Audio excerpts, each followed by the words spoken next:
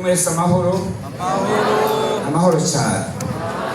Ego turashima Imana igeze neza kandi twongeye umugoroba w'ubushyashya twari bwabone umugoroba wa kose.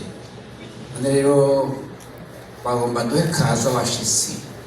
Hariho abashitsi bavuye muri Nagarebu, abashitsi b'abafamfara. Aguruke turabari abaza bashitse ngaha, abashitsi bavuye hano bose batari bamenye kurara ngaha, tubonye nk'abashasha aho bwana urazi ibintu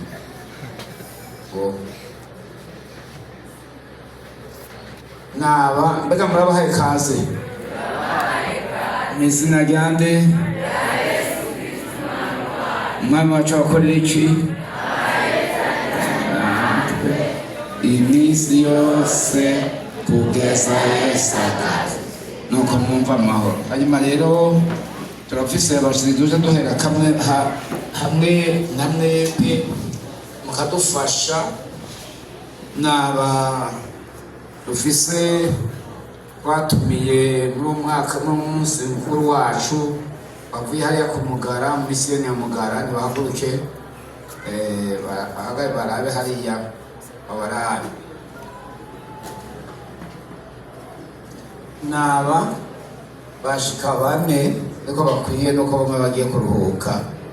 N'uyu mupasitori arongoye santere ya Bubera hariya muri Rumonge, n'umupasi wakorana nyene muri iyo santere nyene.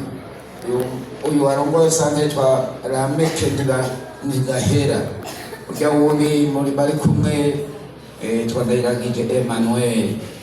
Nabo bazananye. Mbega murabaye kaze mu izina rya nde? Yesu abakorera iki? Iminsi yose kugeza Yesu agaze. Nuko Imana ibahezagire mwakoze.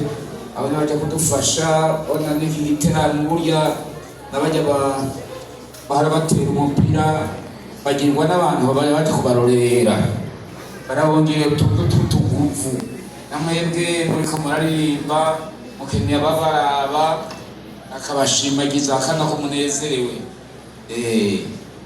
Nezerwa nako ni kwiza mw'isi yabishoboka abantu babamba neza. Nakumva rero gusoma ijambo ry'Imana mu kanya kugira ngo tubipfundikize ijambo ry'Imana, niryo rya mbere kandi niryo ry'iherezo. Nagomba mu gitabo c'icete ca Yakobo, ca kane, Yakobo kane murongo munsi cane murongo wa 8 uravuga ngo mwiyegereze Imana nayo izobegera, yemwe abanyabyaha nimukarabe, yemwe ab'imitima ibiri nimwiyeze imitima. Uyu ni Yakobo mwene nyina w'umwami Yesu, Yakobo mwene Mariya nyina wa Yesu, niwe yabyaye kuri Yosefu rero. Hanyuma rero uyu Yakobo yandikiye bamwe bari barasanzaye mu bya bice bitari bikeya hariya mu za Ponto, za Gakiya, za Kadopadokiya n'ahandi. Hanyuma urabizi abantu b'impunzi n'abantu baja mu byintu bya politike, abantu biyumvira babahungishije, abo birukanye, biyumvira amazu yabo bari bafise, amatungo yapfuye, ivyabo byazazanye, akaja kubashira umutima kuri ivyo. Hanyuma rero arabandikira yifuza ko bakura imitima mu bintu vyo mw'isi, mwitwariko w'ubukene, ingorane, kwiganyira n'ibindi. Avuga ngo mwiyegereze Imana nayo izobegera. Siko n'ijambo narose kwiyegereza Imana.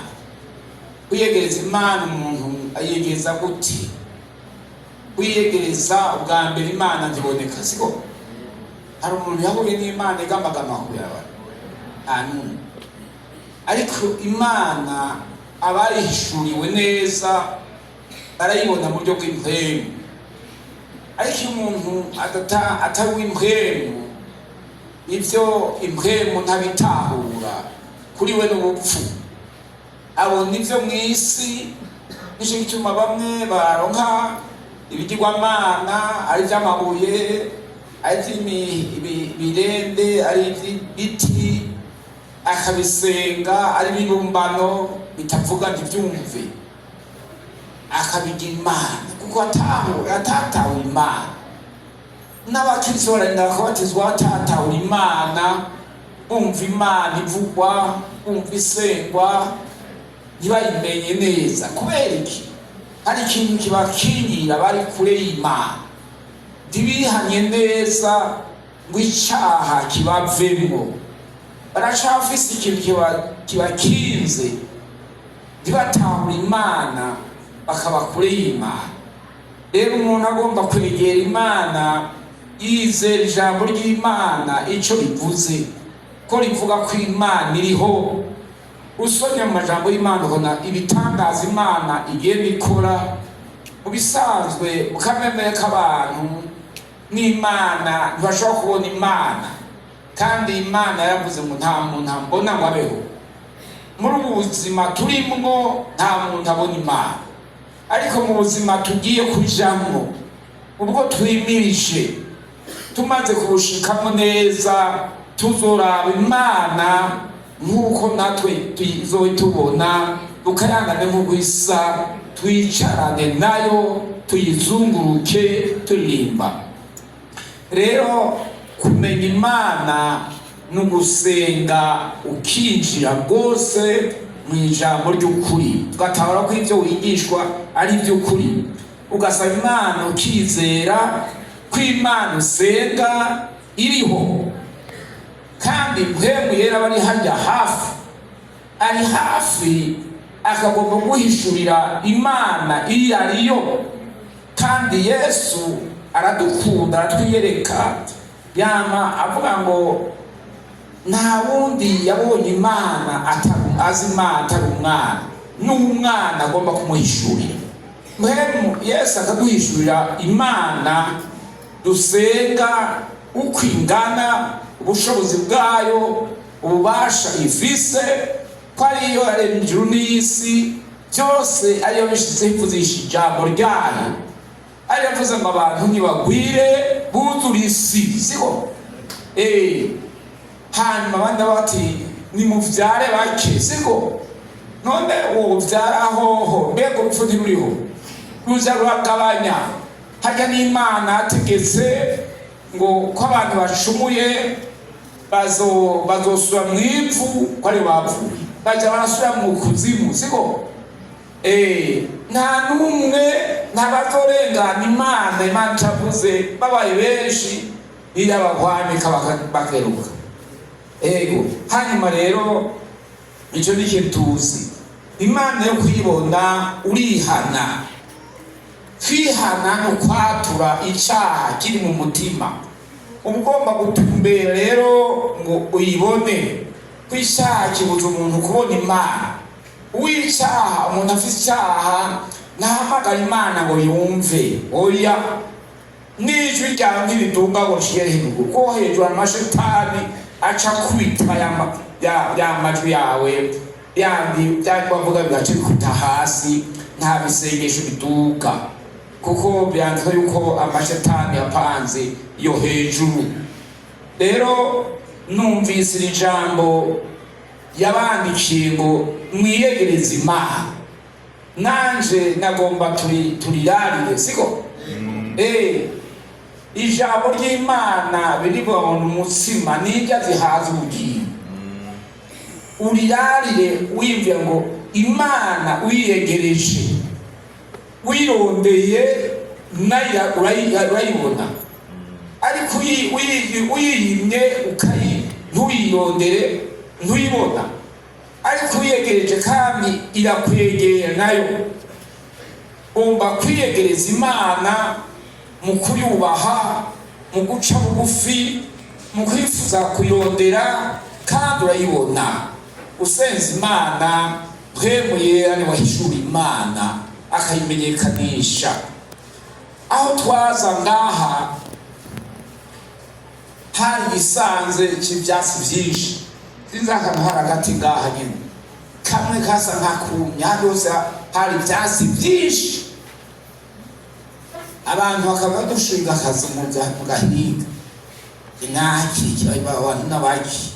Hajya hariho umuntu bavuga ngo yararyana, bagira ngo turabakozi biwe, tugize tukugama ngo ya tugama tutazi imvura nyinshi, ariko minsi mikeya nkabnabuga ngo mugama mutazi ngo yo twarabamenye. Siko batumenye gute? Batumenye ko tuje kuvuga ubutumwa bwiza, naho abantu batari bwakizwe benshi ngo mu mpande zo hari mu cy'isi batangiye gusengera mu Kindoyi, baragenda tugomukira twaca mu kiya mu ruzi Buyongo tugatanga amafaranga mu bwato n'ikinga tukagenda buke dusenza Imana, ubushobozi bw'Imana bukuruka, abarwayi abadayimoni bakavamwo, bakagenda bakakoma induru, bagataka bakakoma induru, bakabona ko Imana iriho, kandi bari barwaye bagakira, bakabazana abantu batumanako. Abari bafise abakobwa babonye kubaka bagaca bagati twagiye gusenga, ngo muje gusenga. Abakenyezi banyina bakabara abakobwa batwuryo bakaca bagwirana, bakabona ukuboko kw'Imana. Imana rero mu bisanzwe ntiboneka, ariko uwirondeye n'umutima uciye bugufi arayibona. Mwebwe muri byabona ko mwamaze kubona Imana, mwayishuriwe, muyiririmbira, muyizi, muyitahura.